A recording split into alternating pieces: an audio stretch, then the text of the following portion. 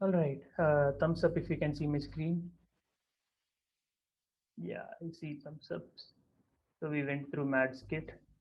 That was amazing. The standards have been set, and I'm very scared about my presentation now.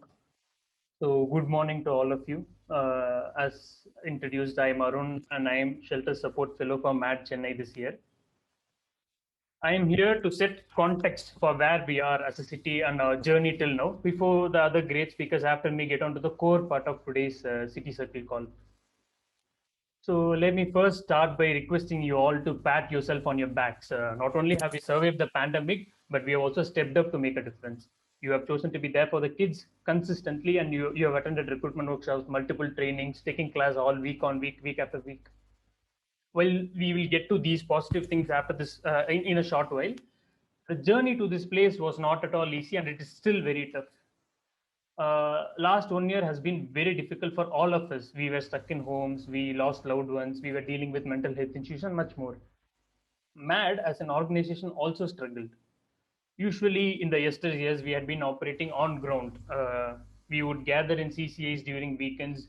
We would pick a corner of a hall in the CCA, and we would be physically camping with the kids, the set of children that we are mapped to at a corner of the hall. And then we'll be spending 2 quality hours. We'll be teaching them. We'll be having fun activities. We'll have games. Also, city circle events that right now it's happening will also happen on ground, and even food will be arranged. And if it's only morning session, we'll go to lunch after that all together. It's an amazing experience. And last year, during March, was when coronavirus talk had begun. During March, it was not that serious in Chennai or in India. So March 1st last year was our third City Circle event, and it was happening on ground on IIT Madras Research Park Hall. And this was the picture that was taken during after that event. And you might see many familiar faces here because a lot of volunteers that turned up for that event have continued to be volunteering even this year. And classes happened for a good 2 weeks after that because final exams for the kids were nearing, and we had 2 good weeks of classes after that City Circle also. But at the night of March 15th, an email hit every mad volunteer's inbox. Suspend all on-ground activities in CCA till March 31st. So make a difference had realized the seriousness of this new respiratory disease, and they temporarily halted operations till March 31st. But nobody at that time knew that it would be extended forever and forever and forever without a clear end in sight. Unfortunately, that's what had happened. It has been still extended, and we are still in a global pandemic. After mid-April, government had itself issued strict lockdowns with no mobility for anybody. We were all stuck in our homes, and we could not establish contact with the children and the youth that we were catering to. We were catering to children and youth since inception of MAD every year on year consistently, but after April, we had not been able to make any contact with them. Their safety was major priority, but that came at the cost of losing connection. And repercussions of event like pandemic on children and youth that are in need of care and protection are plenty. There is a common denominator of list of problems that we all face, but CNCP have more aspects in their life that are of extreme concern. So to take you through the main aspects that are of extreme concern, the first is education. It's not same for any normal child or with a child that is in need of care or protection. So some children left to their homes at the beginning of the pandemic when lockdowns were announced. Neither did their parents or guardians' homes, or neither did CCA have online infrastructure to be able to enable the kids to attend the online classes that were being taught in school. And the next concern is social inequality. So due to this pandemic, we all have become very dependent on internet more than ever.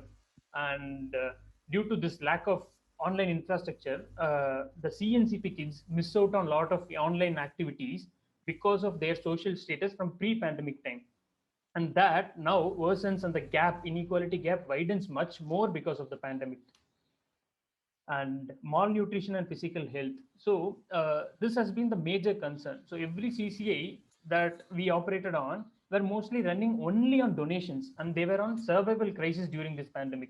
So the CCAs that were running only on donations did not find any donors and did not have any cash flow, so they could not afford for their food. So Also, some kids who were going to government schools had free midday meals. They would have their lunches in school, so they were not having that. So malnutrition was a serious concern, and physical health was also a concern because they are in uh, closed spaces. So if one child gets affected, they'll all get affected. Which brings to the next point: developmental mental health. They are stuck completely inside CCA premises, which is very compact and very claustrophobic. It gets very claustrophobic, and they also have nothing to keep them occupied like we do. Some CCAs might have TVs, but that is all. And the final concern and important concern is abuse. So, as I said before, a lot of children left the CCA to their go to their parents or guardians' houses after lockdown, and they are prone to abuse. The abuse could have been the sole reason they had been admitted to CCA in the first place, but this lockdown has forced them back to the same place. So all these aspects are of dire concern for CNCP demographic, and because of all this, because of all these reasons, the United Nations General Secretary Antonio Guterres termed this pandemic as child's rights crisis more than physical health crisis. But we overcame these hurdles. Even after these unprecedented hurdles, obstacles hit us, we as an organization did not step back. We came stronger. These are the times the children and youth are in most vulnerable situation, as we just saw. And Matt thought there is no reason to stop support right now. Matt believed no matter what, we'll be able to support them. And that is because of us. Yes, when I say us, I include all the new volunteers, all the continuing volunteers from all over India and all the cities and CCs MAD is operating in. Because of all of us that stepped up and continued extending support to children, even though we might be going through professional obstacles, personal obstacles, and professional challenges ourselves. We did a lot of things. We set up CCA, we set up digital infrastructure in CCAs. We trained the children there. We trained the staff there. We raised funds for the CCAs, and we raised funds for youth to support them whenever it was needed. And we spread awareness, and we sourced a lot of people, and we got more people into the MAD system. And we take quality time out of our time every week to consistently give quality classes for the children. So right now, after this, I would like to take you briefly and also quantitatively through the impact that we have made through the city and also national level because of our MAD interventions. So let us first look into the digital infrastructure aspect. We have set up digital infrastructure in 4 CCS that we operate now. What exactly does setting up digital infrastructure entail? So first, we'll check if they have internet connections. If they don't, we make sure they have internet connections. And if they cannot afford internet connections, we reimburse them month on month.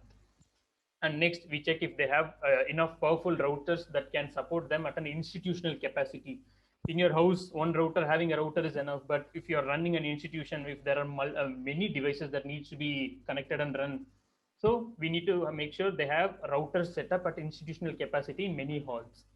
And after router is sorted, we need to check if they already have devices. If they don't, which is the case mostly, we give them laptops and tablets. We give them enough devices so that children can attend MAD classes and also school classes. They can use the MAD given devices for school classes also. And when the devices are sorted, we make sure we have volunteers are there to teach them. And the devices that we choose, the gadgets that we give them, they're not the cheapest gadgets, but they have been handpicked for ideal kind of usage that the devices are going to go through. And we have given enough devices for 25 sections of classes to begin. So each section contains a 2 to 4, even sometimes 5 kids in a section. And we have given enough devices. We have set up, given enough internet connections or routers such that we can start classes. We are starting and going through classes for 25 sections, including all the 4 shelters. And this is the router that MAD had identified as best use, and it's best in class Archer TP6. And these are the laptops. Some sample pictures of laptops that we had given to shelters, and we are giving Acer Aspire 5 laptops, which are ideal for educational use. And we also give Samsung 7-inch tablets. If a section contains 2 children, they use tablets. I had just taken this picture yesterday when I had visited a CCA to give them a new laptop. So one new laptop had arrived. I had went to deliver that and also repair a locked out laptop. I took this picture yesterday, and While when we had a first community meet, we realized when three kids share a laptop, audio is a problem. Even when one kid with one kid, the default speakers and default audio devices in the laptop are not enough. And MAD as an organization quickly identified best earphone for tough use and rough use that has longevity. And when three kids share a laptop, one headphones will not be enough. So we identified a audio splitter.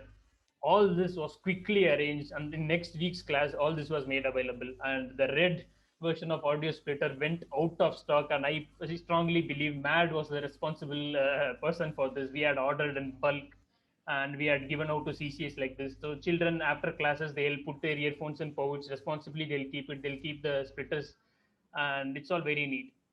And this next picture is very cute and very funny that I took recently.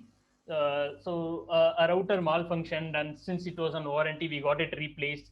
And children welcomed this router by keeping flowers and everything. And the flower was very nice and picked from CCA premises. But when I took it, it had become dry, so it looks kind of weird. Moving on, we supported CCs financially for basic supplies. We did this twice during peak corona lockdowns from April to July, and we had supported three CCAs with provisions. During those times, only hospitals and basic supply shops were open, and they were only open till noon. They'll open at 9 and they'll close at 12. And the roads were all free. There was no transportation available. And also, the provision shop was not doing home delivery for obvious coronavirus reasons. But we had spoken to them. We had them make an exception for make a difference because we are supporting CCAs. We explained the situation. MAD had never ever financially supported any shelter directly. MAD's operations all these years were only directed towards children. We used to teach children. We used to sponsor children's education after they graduate a 12th standard. But we had never directly supported shelters financially. But we started to that. We quickly adapted to this extremity, and we fundraised specifically for provisions to various means, and we supported three shelters. And these are some pictures from the scene, and the CCA in the middle is Good Life Shelter in Good Life Girls Home in Tambaram. And we also supported shelters, youths, and families financially during COVID. Nationally, we had spent around 13 lakhs as COVID relief after fundraising. And in Chennai alone, COVID relief spending reached almost 3 lakhs. We had spent around 2.5 lakhs for provisions, and 50,000 was given to shelters as relief. And finally, the most important part, we managed to start and conduct consistent classes for children and youth. Children in CCAs had not been able to attend single online classes in schools because of the state they were in. And after MAD intervention, they have started to have MAD classes. And MAD classes were their primary source of education for some time. After that, they learned to use MAD laptops to log into their school online classes. And number of classes that we have taken yet after starting the classes are 22 hours per child. And for 11th and 12th standard youth, we have managed to take up to 35 hours of classes. And this right here is the most invaluable contribution of all. And this did not happen overnight. We went through a lot of rigor process, and through period of May through June, fellows were first inducted and they were trained. And then during September, we started sourcing for volunteers. We were campaigning actively, sharing application links to get more volunteers. And through October to November, we had multiple recruitment workshops. And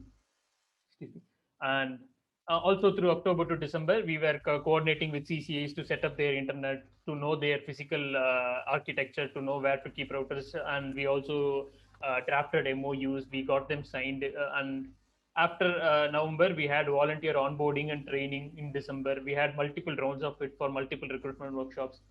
And after that, we finally commenced classes on January 21st, January 2021. And it started a few weeks on 18th for a few CCAs, and 1 week later another other CCA also followed.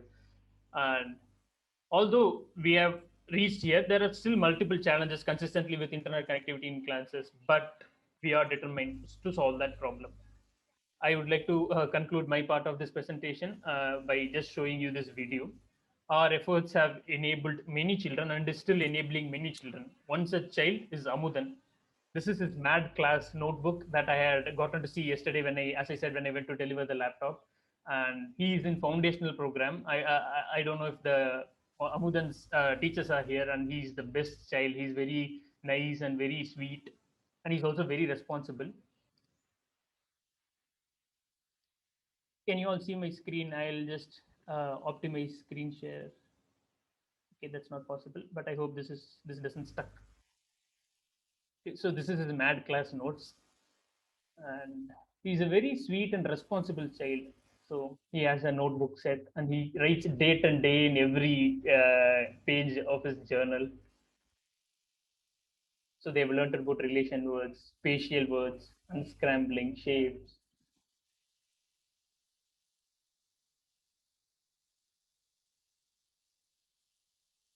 They also had math class, basic math classes.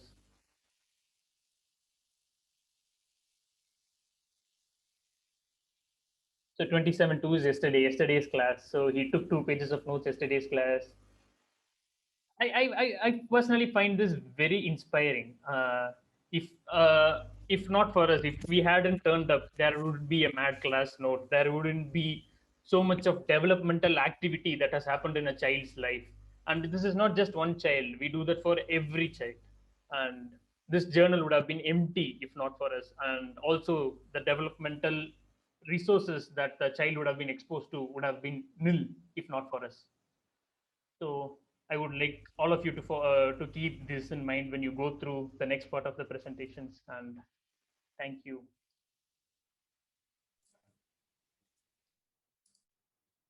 Thank you so much, Arun, for